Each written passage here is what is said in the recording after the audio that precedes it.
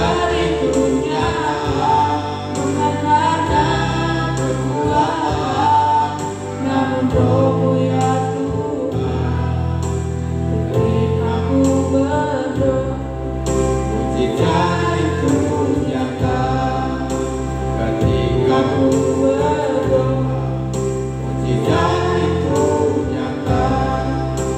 Ketika ku berdoa, mujizat itu nyata. Kita sama-sama sembah Tuhan.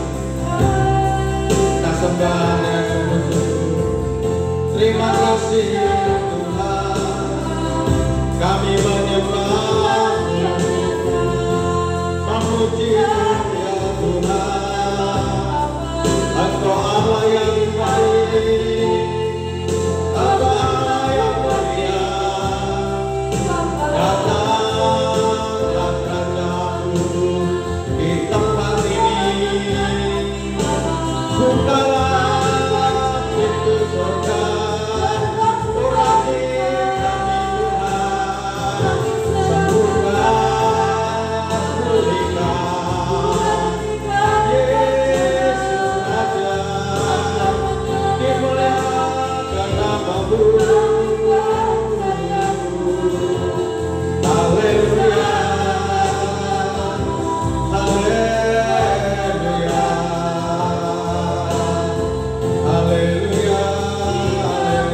haleluya. Terima kasih Tuhan, terima kasih, terima kasih. Saya percaya sampai hari ini Engkau menyertai kami, Engkau memberkati kami. Terima kasih atas kebaikan-Mu ya Bapa. Dengan apa kami balas selain kami berlaku setia, memuji, menyembah Tuhan, berlaku taat, melakukan firman Tuhan. Terpuji nama-Mu. Di dalam nama Yesus Kristus kami rindu diberkati firman Tuhan. Yang sama-sama rindu diberkati firman Tuhan, katakan amin. Amin. Di nama Tuhan, salam. Puji nama Tuhan. Ya, kita dalam keadaan sehat ya di tengah-tengah pandemi COVID-19 ya. Kita terus berdoa buat rekan-rekan, sahabat, teman, siapapun yang mereka lagi sakit di rumah sakit ataupun di rumahnya masing-masing. Sama-sama kita tundukkan kepala, kita berdoa. Tuhan Yesus, kami minta mujizat kesembuhan. Siapapun yang sakit di rumah sakit dan di rumah, kami minta kepadamu Allah yang menyertai kepuluhan secara pribadi, bertobat secara pribadi, pemulihan dari Tuhan yang sempurna. Amin. Nah, kita belajar tentang ciri-ciri jemaat yang berbuah, saudara. Nah, tapi ada langkah-langkahnya. Ya. Nah, langkah yang pertama itu jemaat itu berbuah itu adalah yang pertama mau ditanam. Katakan mau ditanam. Iya, kalau pohon, kalau dia tidak mau ditanam di dalam tanah, maka dia mati. Tapi kalau kita sebagai jemaat Tuhan, ya, Yesus pokok dan kita rantingnya, tinggallah di dalamnya, ya. Jadi kita harus tinggal di dalam Tuhan. Artinya kita harus mau ditanam, ya, di dalam gereja, tertanam di dalam firman Tuhan, tertanam di dalam kegiatan-kegiatan gereja, tertanam, ya. Nah, langkah kedua setelah ditanam apa? Engkau harus punya akar yang kuat, Bapak dan Ibu. Jangan engkau nggak mau berakar. Kalau pohon masih kecil, nggak ada akar, dia masih tahan berdiri dengan batangnya saja. Tetapi pohon itu setelah besar, kalau nggak punya akar, apa yang terjadi Bapak Ibu? Maka pohon itu akan tumbang kena angin karena nggak mau berakar. Nah, setelah berakar, ya, berakar itu apa? Ya, berakar itu engkau harus mencari makanan asupan gizi, engkau harus mengikuti doa, mengikuti kul, mungkin WBI, ibadah dengan setia baik di rumah maupun di gereja, ya. Nah seterusnya saudara berakar. Setelah berakar, ya, maka dia akan memiliki batang yang besar, ranting yang banyak, dan dia berbuah, ya. Dia berbuah, dan buahnya itu akan banyak sesuai dengan akar yang masuk ke dalam tanah. Ya, ketika akarnya itu banyak, rantingnya banyak, pohonnya besar, maka dia akan membuahkan yang banyak. Ya, saya perhatikan, ya, kemarin kami mau nyari-nyari, mau bongkar tanaman saya, ubi jalar yang saya tanam di bulan Maret, bulan Corona kemarin. Ya, saya mau bongkar habis, gitu kan. Tapi ada pedagang orang kita nias, Pak, kalau ubi jalar jangan dibongkar habis, Pak. Nanti rugi yang kecil-kecil itu, katanya. Jadi gimana? Bapak cari aja yang besar-besar diambilin. Jadi yang kecil biar nanti besar sendiri. Oh gitu ya. Selama ini yang saya tahu dari pelajaran yang saya ikuti bertani dengan ayahnya saya, bapaknya saya, ya kalau udah tua ya dibongkar habis begitu ya, dicangkul habis, dicabut habis gitu. Baik yang besar maupun yang kecil tercabut, ya gitu. Tetapi saya diajari sama pedagang orang kita nias, ambil Pak yang besar-besar Pak sini, yang kecil jangan. Nanti 3 minggu lagi Bapak tengok yang kecil itu sudah jadi besar, katanya gitu. Ya saya coba. Saya gali, saya coba dia batang-batang. Rupanya batang yang besar, ya, yang daunnya banyak, cabangnya banyak, betul. Dia itu tanahnya itu pecah, gitu. Rupanya setelah tanahnya pecah, saya gali, ubinya besar di dalam, gitu saudara. Ubinya besar di dalam, dan ada yang kecil-kecil. Saya teringat, jangan ambil yang kecil, nanti dia 3 minggu lagi akan besar. Nah, petiklah yang besar. Begitu ya. Ya kurang lebih ada sekitar 10 kiloan lah ya, dengan beberapa biji. Saya antar kepada orang yang ngasih bibit, ya, saya antar 2 biji besar-besar. Ya. 1 biji itu 1 kilo, saking besarnya. Jadi 2 biji 2 kilo. Saya antarlah ke pedagang yang kedua. Saudara. Nah, kenapa saudara? Itu menandakan ketika batangnya besar. Kenapa batangnya besar? Dilihat di dalam tanah, rupanya dia memiliki akar yang besar.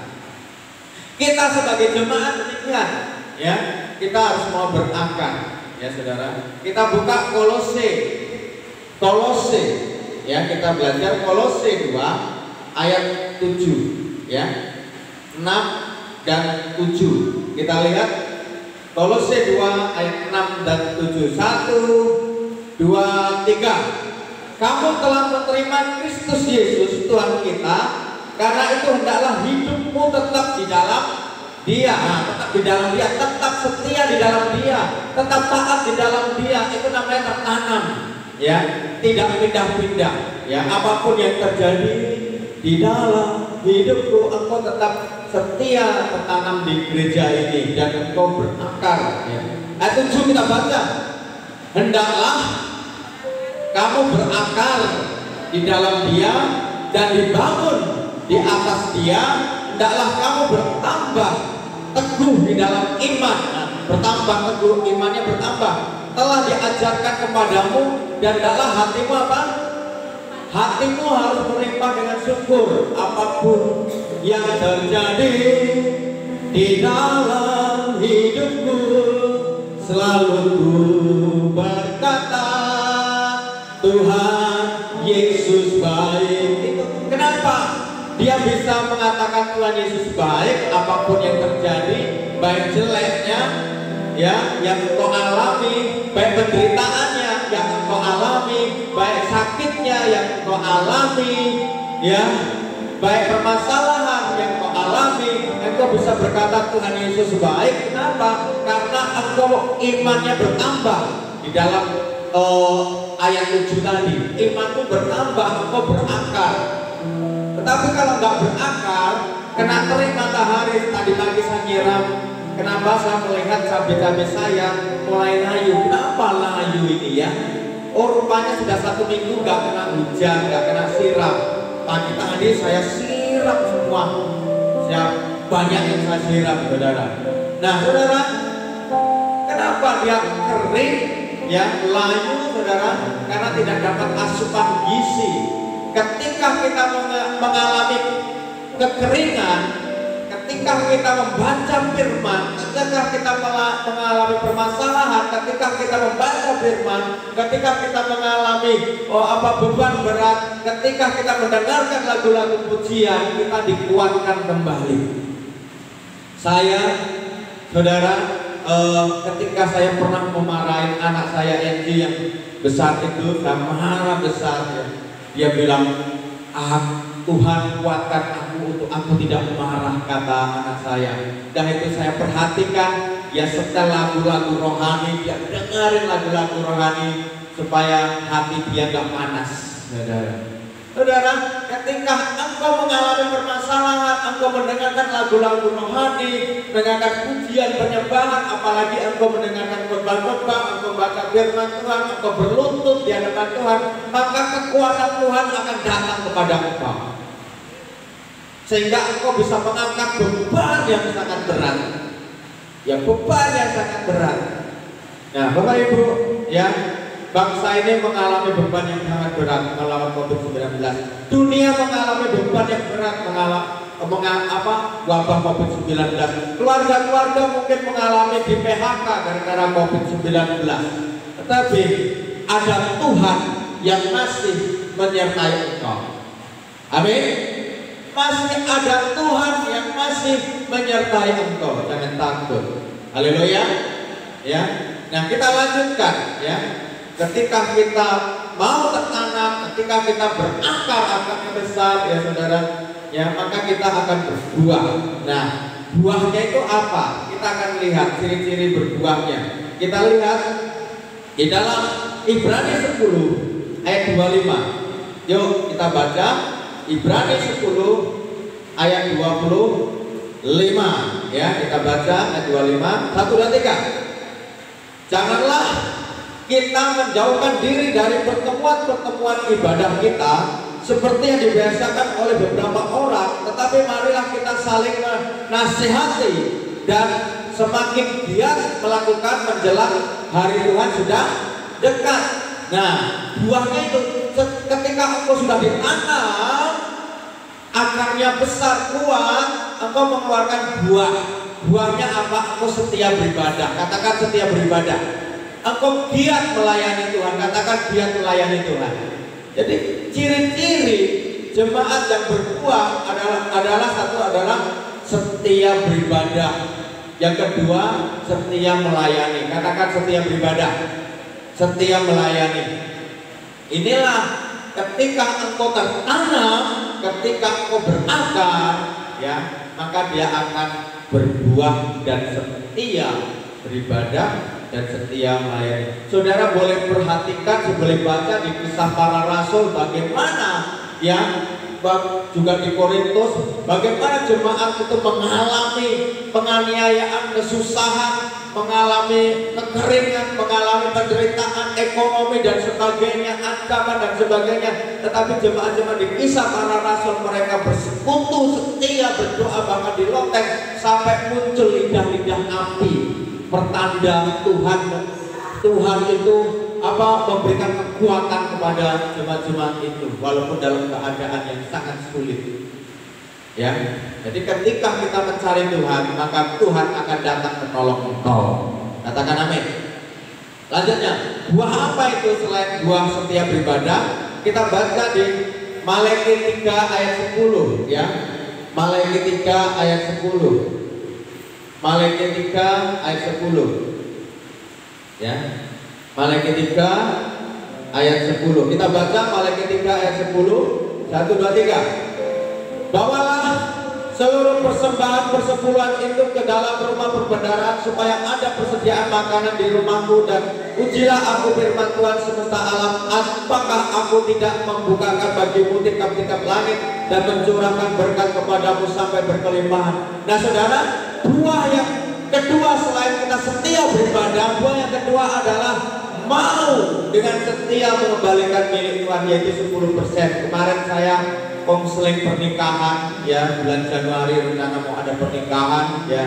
Saya bilang sama mereka, ya saudara, engkau selain tertanam di gereja ini, ya, setia beribadah, engkau harus mengembalikan persepuluhan.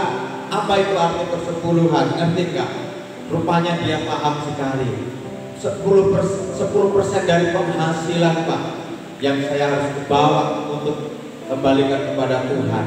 90% kami makan, Pak. Oh iya, lakukanlah itu. Nah, Bapak Ibu, untuk kita melakukan itu harus dimiliki dengan akar yang kuat, pertumbuhan yang besar, iman yang besar. Ketika kita tidak memiliki iman yang besar, akar yang besar, maka kita sayang sekali rasanya mengembalikan persepuluhan. Rugi sekali saya rasanya mengembalikan persepuluhan. Kita merasa rugi, merasa sayang. Ya, kenapa? Karena iman kita yang belum bertumbuh, saudara. Jadi ciri-ciri yang kedua adalah yang mau berbuah adalah mereka yang setia mengembalikan persepuluhan. Katakan amin. Selanjutnya yang ketiga, ya, Ibrani 13 ayat 16. Ibrani 13 ayat 16. Ibrani 13 ayat 16, ya. Kita kembali lagi ke Ibrani 13, ya, ayat 16. Kita baca 1, 2, 3. Dan janganlah kamu lupa berbuat baik dan memberi bantuan, sebab korban-korban yang demikian yang berkenan kepada Allah, ya. Nah, ciri-ciri jemaat yang berbuah selain setia beribadah, setia melayani Tuhan, setia mengembalikan persepuluhan, mau membantu. Katakan mau membantu.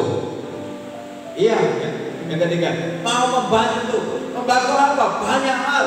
Ada korban banjir, korban asap, korban meninggal, korban sakit penyakit, korban macam-macam, korban Natal, korban pembangunan gereja, macam-macam, ya, korban-korban yang ada di sekelilingmu. Engkau mau membuka dompet, engkau mau membuka hati, engkau mau membuka mata, engkau tanganmu dengan gampang, dengan ringan mengulurkan bantuan. Nah, itulah ciri-ciri jemaat yang sudah berbuah. Ciri-ciri jemaat yang akarnya itu tertanam dengan besar, ya, imannya itu bertumbuh, dengan rela hati mau memberikan bantuan, ya. Maka ketika kita tidak berbuah, ya, maka kita tidak sayang sekali memberikan bantuan itu, ya. Walaupun 10.000 menurutmu sayang, apalagi 100.000, saudara. Wah, saudara. Haleluya, ya. Kemarin saudara saya baptisan, selesai baptisan, ya, saya nggak nyangka, ya, jemaat ini menyalamin saya, ya, dari amplop, ya, paling-paling 10.000 dalam pikiran saya, kan, saling aja.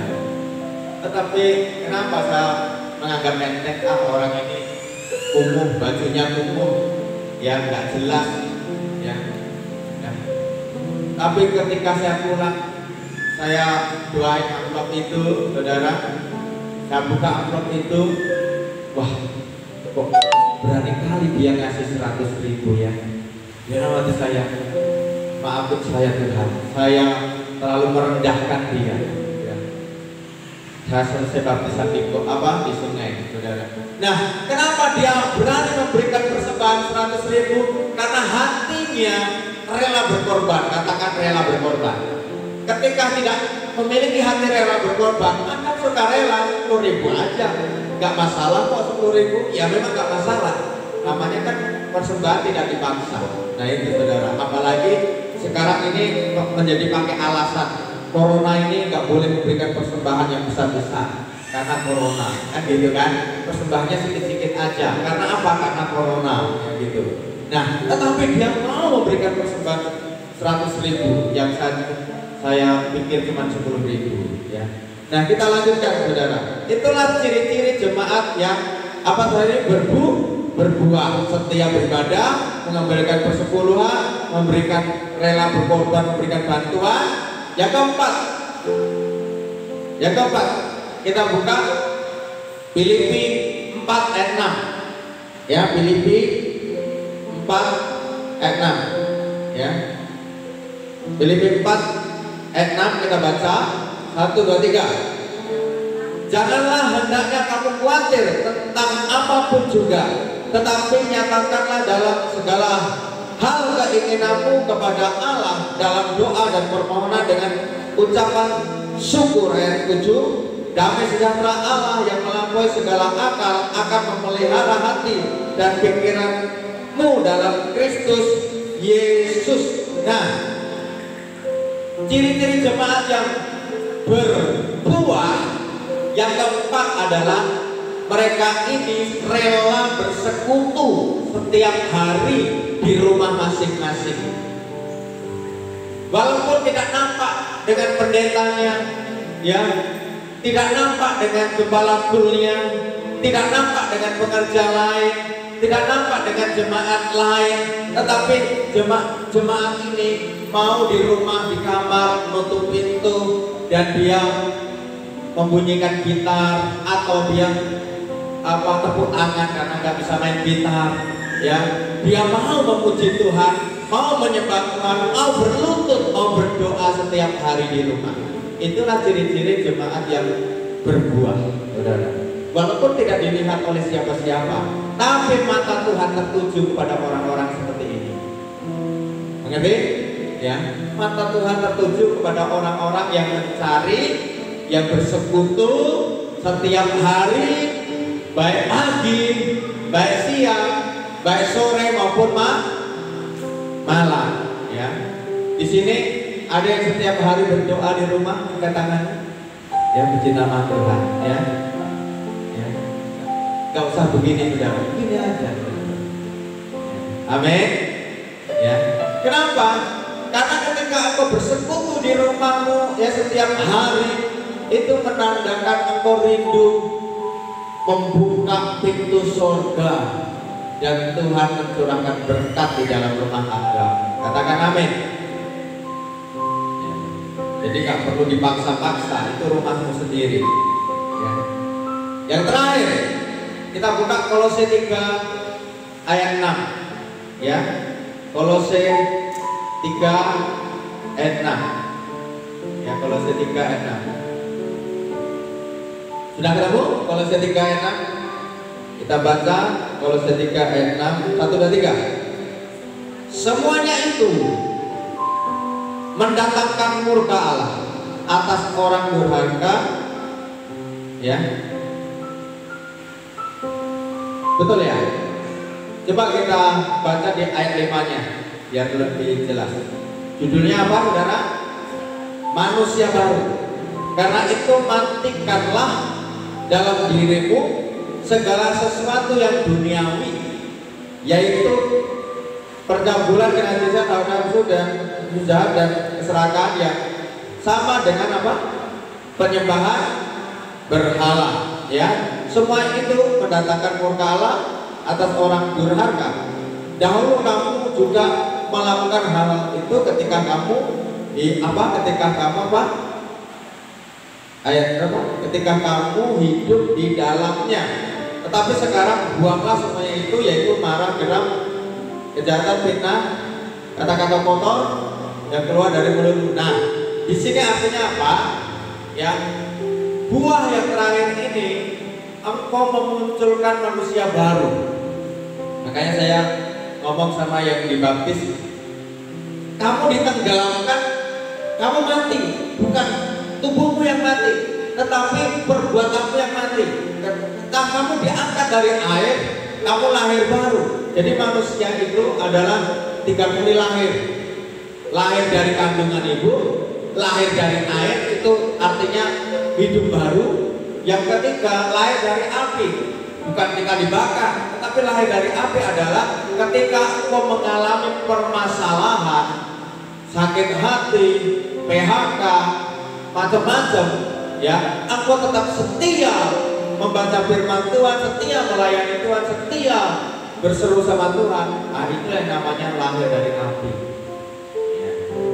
Artinya engkau mau memikul salib penderitaan Kristus.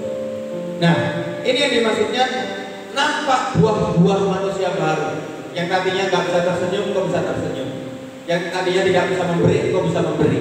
Yang tadinya datang terlambat, tidak pernah datang terlambat. Yang tadinya nggak mau berdoa, suka berdoa. Yang tadinya apa lagi? Yang nggak mau melayani Tuhan, atau jadi melayani Tuhan. Itu ciri-ciri manusia baru. Katakan amin. Kita bangkit berdiri. Sama-sama kita sembah Tuhan. Haleluya. Mari jemaat, sama-sama kita yang mau rindu tertanam, berakar dan berbuah di tempat ini untuk menyenangkan hati Tuhan sampai Tuhan Yesus memanggil engkau. Yesus, haleluya.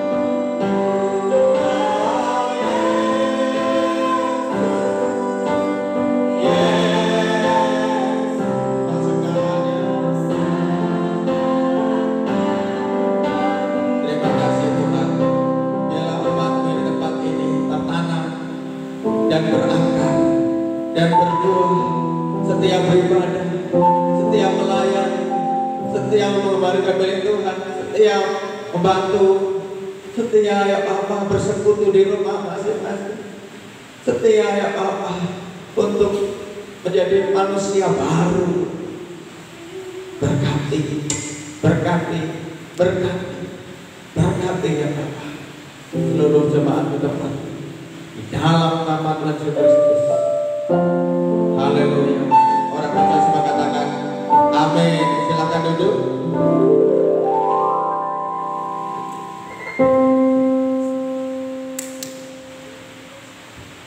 Diberkati oleh firman Tuhan, amin. Kita ada perjamuan. Ibu lupa. Kita berdoa untuk perjamuan kudus. Tuhan, ampuni dosa kami. Kami mau memperingati kematian-Mu di Yerusalem, melakukan perjamuan kudus tempat ini. Berkati yang melayani, berkati jemaat dalam nama Yesus. Amin. Silakan boleh dibagikan.